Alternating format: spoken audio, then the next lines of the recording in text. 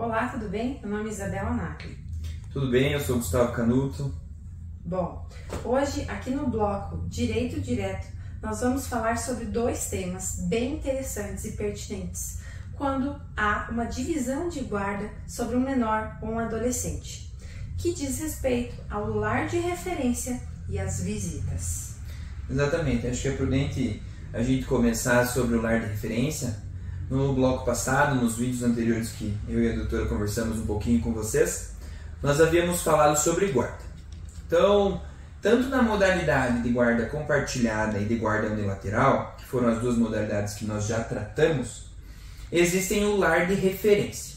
Lar de referência é quando a criança tem um lar de residência fixo, guarda compartilhada ou com guarda unilateral. Nada mais é do que a casa da criança.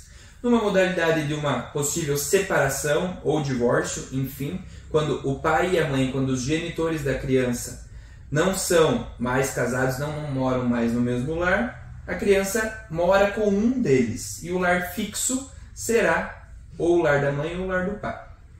É isso mesmo, até porque eu acredito que vocês estão bem curiosos para saber sobre a guarda alternada. Mas o mais comum de falar do lar de referência, né, Gustavo, é quando a gente fala da da guarda compartilhada ou então da guarda unilateral. Por quê? Porque não é porque houve a decisão da guarda que automaticamente o lar daquela criança vai ser com quem está com a guarda, né, Gustavo? Exatamente. Nós temos vários casos aqui no escritório e não é incomum, né, Gustavo? Nós resolvermos a guarda, resolvermos o divórcio, resolvermos os alimentos e a briga ficar em torno do quê, Gustavo? Da residência da criança. E esse é um tema bem controvertido. Por quê? Porque ele depende muito mais das condições que os responsáveis darão àquela criança. Né? Recentemente nós estamos aqui com um caso no escritório, né, Gustavo? Que já houve o divórcio litigioso, infelizmente, né? Só lembrando, para quem está nos assistindo, eventualmente não entende muitos sistemas técnicos, né, Gustavo? Mas o litígio há quando não há um consenso, certo? Quando não há um comum acordo, certo? Então nós estamos com um caso que tem nos incomodado, mas nós felizmente estamos conseguindo manter essa criança no lar paterno, inclusive. Eu sempre digo isso, por mais que eu seja mulher, não é porque eu sou mulher que eu defendo só as mulheres, né? E esse pai nos procurou, infelizmente, houve o rompimento da sociedade do casamento deles, né? Foi um divórcio litigioso que já foi resolvido, partilha e tudo mais. E a guarda é compartilhada, pessoal. O casal já entrou num acordo, alimentos, está tudo decidido. E eles ficam brigando em torno do quê? Do lar de referência, né?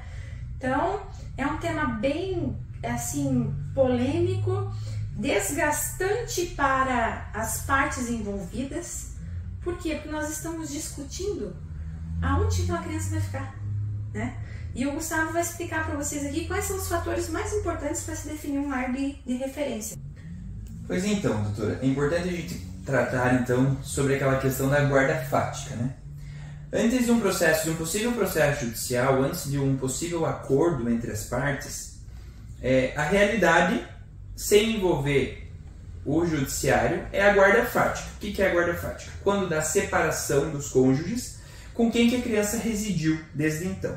Então, para que um juiz fixe o lar de residência da criança, as condições são nesse sentido. O juiz vai avaliar com quem que a criança está acostumada a habitar, a escola da criança. Isso é um exemplo também que a gente já viu no processo, sim, né, doutora? Inclusive nesse processo que a gente exatamente acabou de citar. A escola da criança fica perto de qual residência? Lógico, as condições financeiras de cada genitor, as condições que o genitor proporciona à criança, sendo material, sendo, enfim, amorosa, harmoniosa.